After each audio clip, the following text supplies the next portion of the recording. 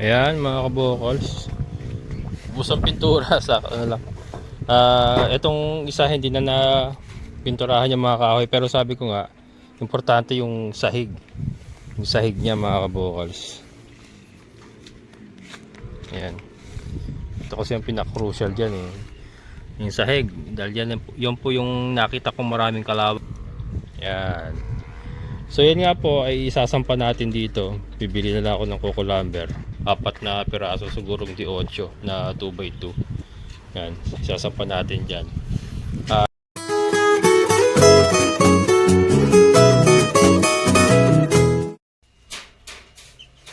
Yung ating mga bagong pisa mga kabokal. So 2 days old. 2 days old. Ayan. So ngayon naman mga kabokals, ito nga si Kuya Marshall, nagpapatulong tayo. Pinapalinisan ko ito yung mga brooder na ginawa ni Kuya Greg. Yung pinagawa natin kay Kuya Greg. Nagkalawang na kasi oh. Andun yun nakalagay. Nagkalawang na siya mga kabokals. Hindi ko lang alam kung lumipis. Hindi naman. Matibay pa naman. Pero ito medyo parang minipis na. Pipinturahan namin mga kabokals ito. Bumili ako pintura. Metal primer. Green sana yung nahanap ko. Wala na natin green. Ano to? Red oxide. Papapinturahan ko ng buo pati kahoy.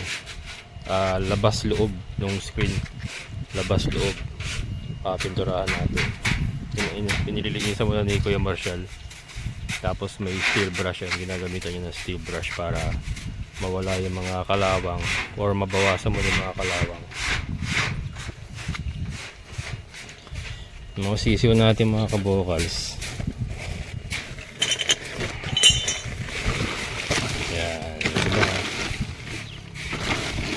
Yan. Ating mga sisiw mga kabokals. Yung ating mga balik ina. Ano yan? Dalawang batch siya magkahalo. Kaya makita niya may maliit, may malaki. Nauna ng 2 weeks yung isa. Tapos ito parang mahigit 2 weeks. 2 weeks old pa lang yung mas maliliit. Ayan. Pinagsama ko na para plano ko kasi, ang plano ko itong ang mga brooder na to, tatanggalin natin yung paa. Yan yung mga paa na yan, tatanggalin natin. Ipapatong ko rito mga kabokals. Maglalagay lang akong kahoy, kakahuyan ko na lang, ipapatong sila. Dalawa lang naman sila eh. Ipapatong natin para andito na rin yung mga brooder natin. Yung kasi maano rin, malangaw din kasi mga kabokals pagka yung pupo nila sa ilalim nag-accumulate na, malangaw din. So yun yung naisip ko, dito ko na rin sila ilalagay. Kaya lang mga kabokals, huwag kayo mag-alala, hindi naman po kung maglalagay tayo ng brooder dito lahat po yan lalamanan natin. Hindi po sabay-sabay yan. Sabi ko nga yung mga layers natin, ito titignan ko kung ilang layers ang kayang ilaman dyan. Hindi naman po natin lalagyan lahat ng manok yan. Kung isang manok kada isang hawla, ganun lang po. Ngayon, nabanggit ko nga kanina na lugon, sobrang lugon kasi yung mga layers natin na mga naunang layers natin na nandito sa ilalim ng kambingan. Sobrang lugon kasi sila mga kabokals. Yan sila. Sobrang lugon. Naghinto mag-itlog yan mga kabokals eh. May nakukolekta ako mga 2, 3. Pero grabe yung lugon no. Nakita nyo nagkalat yung balahibo. Saka ang papangit ng mga nila. Kasi nagtutubo, nagkumpisang tumubo yung mga balahibo nila. Ito. Ayun patubo. Mga patubo pa lang yung mga balahibo. So, naisip ko wag muna silang ilagay sa battery cage sa ngayon. Total summer naman. Summer naman para ma-recondition din uli sila. And then magpalit muna ng balahibo kasi magkakalat din yung balahibo sa fish pan natin. Kasi naglalagas nga. Saka yun, para ma-recondition sila, magkaroon pa sila ng chance na stretching dyan kasi nakakaalpa sila. Siguro mga Mayo, May, last week of May siguro, ano na yan, magaganda na balahibo uli niyan. Ngayon po yung March March, so may April pa tayo. So hanggang May. Yan naman po, kung sakaling magbabalik na sila sa pag-itlog, kasi naka-layer pa rin naman sila. Kaya lang, small, binawasan ko yung layer nila. Ginawa kong 50% layer, 50% na darak sa mais. Para kasi nag-stop din naman sila mangitlog and nagmo-molting nga. Pero ano yan, nag-iitlog na sila kasi totally huminto mangitlog yan pero ngayon nakakuhaan ako ng 2-3. Ibig sabihin nag-uumpisa uli mag-itlog. So maaring diyan na muna sila. Tapos yung mga itlog nila kung mangitlog, babalik sila sa pag-itlog. Kukolektahin ko na lang muna uli. Tapos mga May na uli natin sila ilalagay. Tapos ito nga, tuloy pa rin naman yung ating aquaponics. Yung sisiw muna, yung mga papalakihin nating sisiw muna ang ilalagay natin. Kaya naisip ko, para din makatipid sa space kasi para medyo lumawang tayo dito. Dito ko na lang lahat ilalagay. Yung brooder, tapos andun yung mga battery cage natin. Dito yung dalawang brooder. Itong brooder kasi na yan, dyan natin pinapalaki yung sisiw up to maximum ng 2.5 months. Nandyan sila. 2 months, ganyan. Pag nag-aaway na kasi, kailangan na natin pag-iwalayan. Ang plano ko noon, dyan sila. Pag nakita ko na nag-aaway na, pwede kasing ilagay na natin dito. Lalo na pipiliin ko naman yung as early as 2.5 or 2 months pag nakita ko na yung babae sa lalaki. Yung mga lalaki, pwede na nating ulam-ulamin. Kakatayin na. Ang itutuloy lang natin mga babae kasi yun naman ang plano ko. Kung hindi nga sila mabibili as sisiw, pwede tayo magbenta ng 4 months RTL, 4 to 5 months RTL. So dyan na natin sila palalakihin hanggang maging RTL sila. Siguro sa isang box na ganyan, sa isang hawla, makapaglalagay tayo ng 3.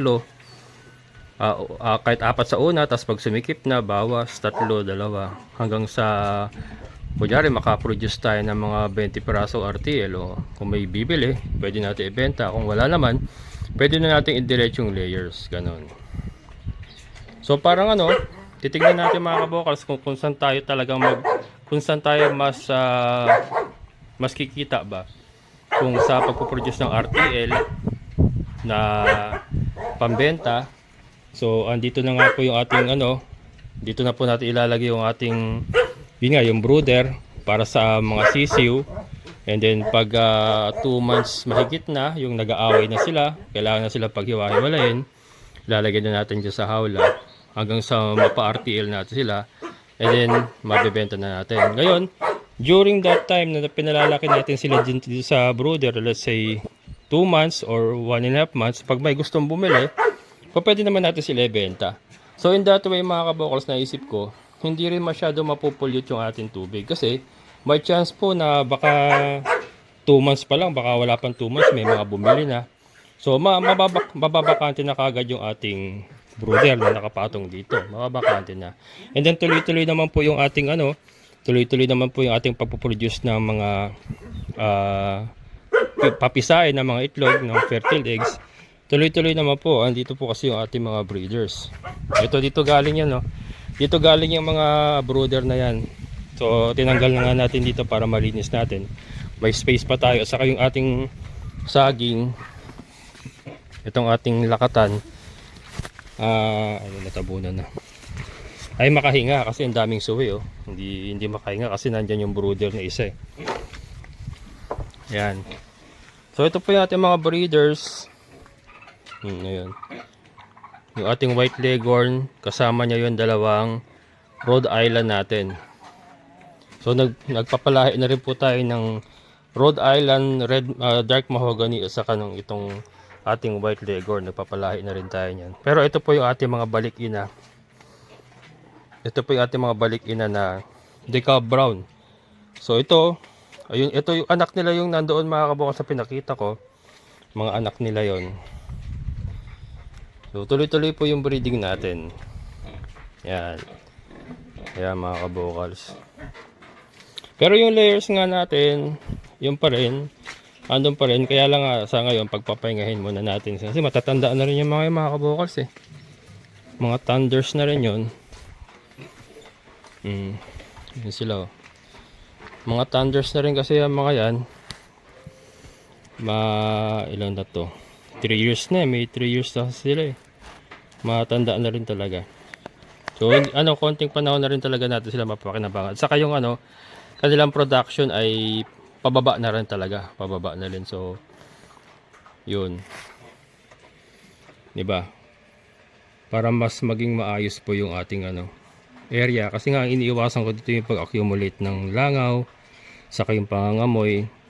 At least pag nandito yung brooder, diretso sa fish pan natin. And then, paikot-ikot nga po yung tubig. Gamit yung ating aquaponics. So, malilesen yung amoy ng ammonia. Saka maganda rin po sa sisiw yun kasi at least wala pong nagbabackfire na ammonia sa kanila. Isa rin po kasi sa nagiging problema ng mga sisiw yung nagbabackfire po yung naaamoy nila yung ammonia ba? Yung ammonia. So yan. Kaya inisip ko rin na tanggalin nila yung pa kasi para tumagal din siya kasi yung mga ito yung medyo na yun. Ito kasi yung nakapatong sa sa baba. Anay ang problema kasi kahoy lang yan. So pag nandito sila, nakapatong sila dito. No chance po yung anay na makaakyat. Pagka dito sila nakapatong. Yan. So yun mga kabokals. Pipinturahan ni Kuya Marshall ng primer para mas tumibay siya. Wala nang halo kaya ganyan na? Yan na lang Busin mo yan kahit maubos naman yan dyan. Para talaga dyan yan eh. Ha? Sama na lang yun. Lahat yan. Pati kahoy. Tapos labas loob kuya. Labas loob yan. Pati yung puweta niya sa ilalim. Ayan.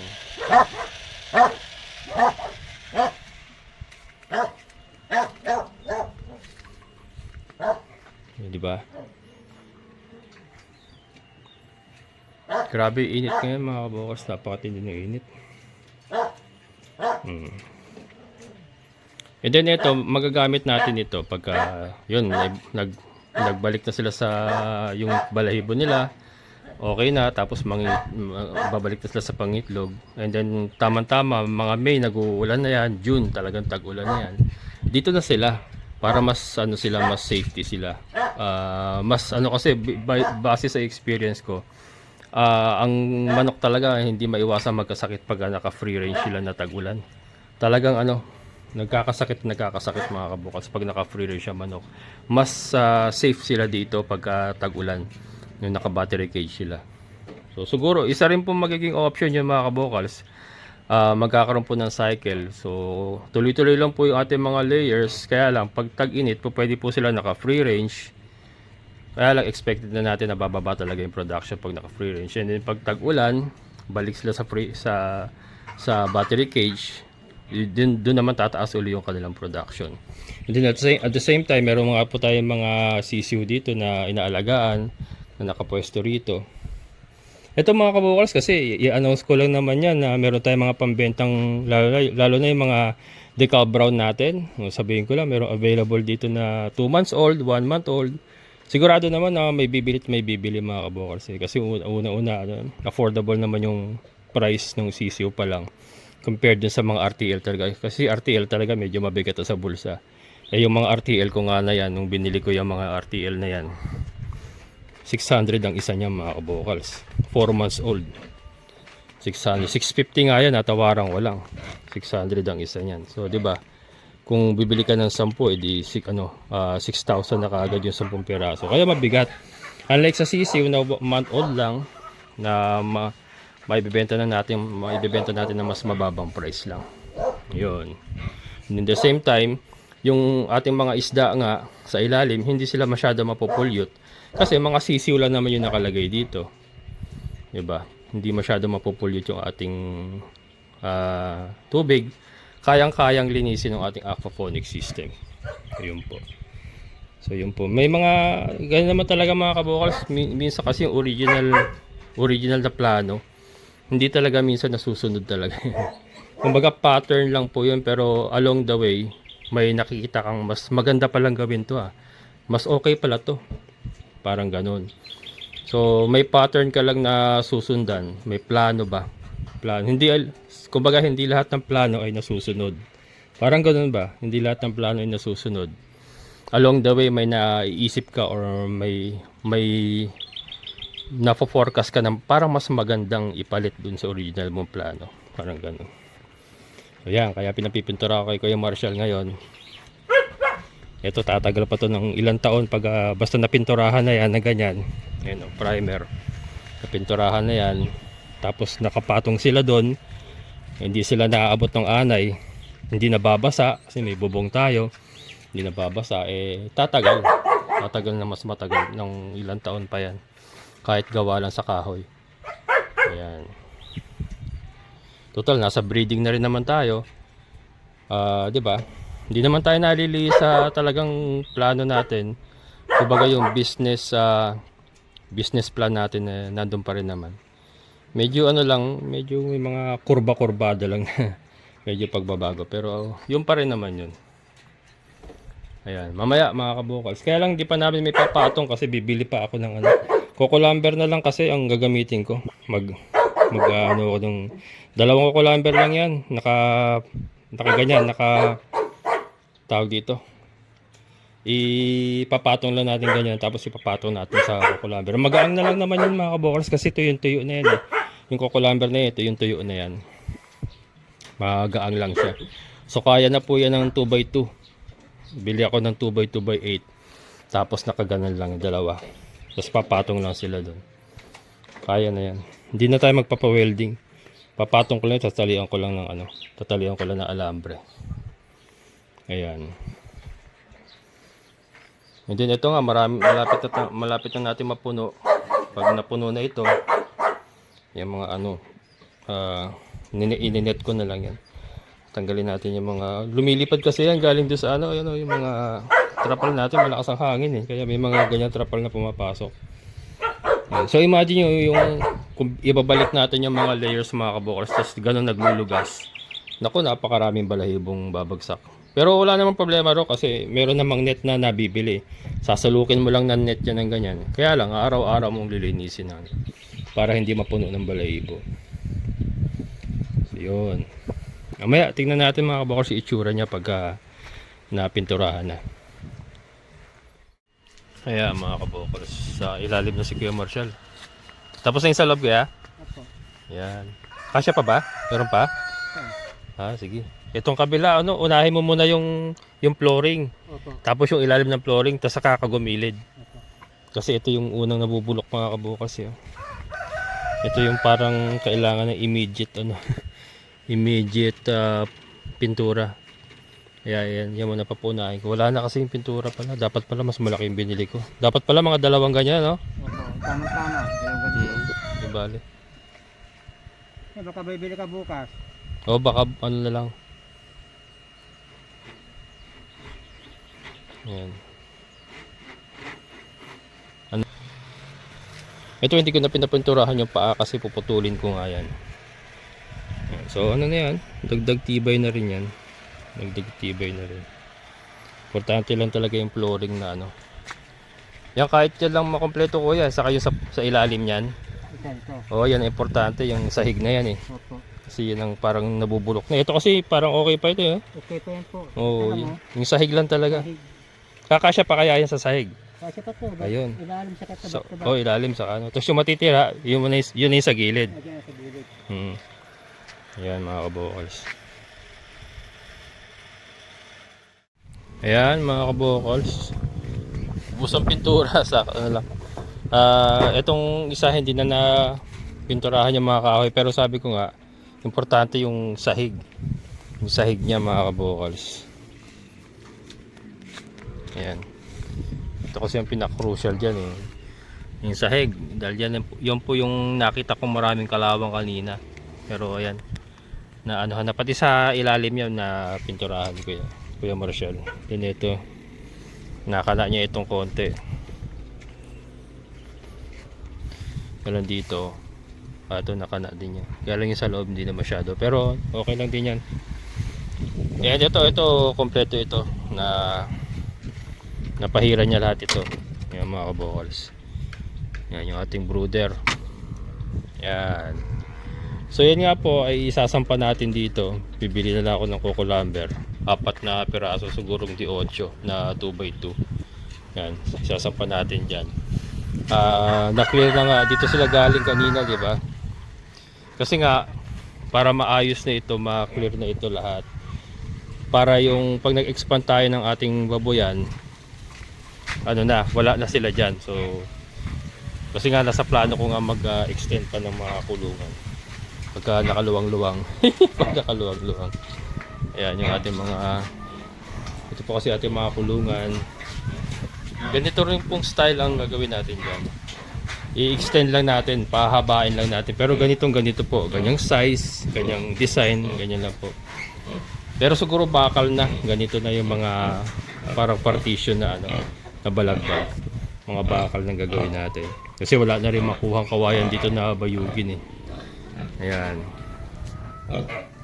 Pati mga baboy. Laki na lang siya ni Kimberly. Next month po ang kanyang due date. Tapos may interval yata silang 2 weeks niya, no? 2 weeks po ang interval nilang dalawa ni Trisha. Yan po si Trisha, mga vocals. Ayan. Ayoko hawakan kasi naggagawa ako dun kung ano-ano yung hinawakan ko sa labas. Kaya hindi natin siya hawakan. Pero mabait siya, napakabait siya mga kapatid. Gusto magpahimas oh. Yan. So yun. Itong mangyayari nito mga kabukals, magiging diretso ito dun. Yung ganitong design ng kulungan, magiging diretso hanggang dito. Yan. Yan, malilinisin natin yan. Maaring hanggang dito siya. 4 na butas kasi, additional 4 na butas ang plano ko. Tapos itong ang kubo, ililipat dito. Kasi yung bahay namin, bahay kubo namin dito ilalagay. Ayan. So yun. At least ito na, ano na, matagal ko nang gustong gawin itong pagpipintura nito. Kaya lang hindi ko magawa-gawa dahil ang dami kong ginagawa nga. Pero ayan, pinagawa ko na lang kay Kuya Marshall kasi sakto wala rin siyang gawa ngayon. And ito yung ating fish pan. Mamaya magpupuno na naman ako. Taga-ano kasi ako mga kabokals, tatanggal ako ng graba. Ito, kinukuha ako ulit yung graba dun sa ating sa ating drum na filter kasi i-modify ko mga kabokals, babaguhin ko. Abangan nyo po, i-vlog naman natin yun, pero i-modify natin, iibahin natin yung kanyang sistema. So yun, nililimas ko. Kaya ito yung ginagawa ko ngayon, kinukuha ko uli yung naiakyat na nating mga graba ron, nilalagay ko uli dito para makuha ko siya kung may gagawin tayo sa kanya. Ayan, abangan nyo mga kabokals, ibablog naman po natin modification po ng ating filter. Ayan mga kabokals, hanggang dito na lang. Ayan, matatapos din. Hindi talaga tayo nawawala ng trabaho dito, pero ganyan talaga ang farming, talagang hindi ka maubusan ng trabaho. Pero yan, malapit na, i-modify ko lang yan, tapos yung ating fish pan malapit na mapuno. And yun, mga sisiw muna ang ilalagay natin sa ibabaw para po source ng yung pupo nila maging source ng nutrients. And then siguro maglo-load na tayo ng similya sa fish pan, kahit sisiw pa lang yan sa ibabaw. Yan, makita nyo naman mga kabokals kung anong ilo-load natin dyan. And then yun nga yung ating mga layers, magpapahingahin muna natin sila hanggang May. Sa tag-ulan na natin sila ilo-load sa mga battery cages natin. Ganun po ang plano. Ayan mga kabokals, hanggang dito na lang. Maraming salamat sa inyo muling pagsama. Amazing na buhay.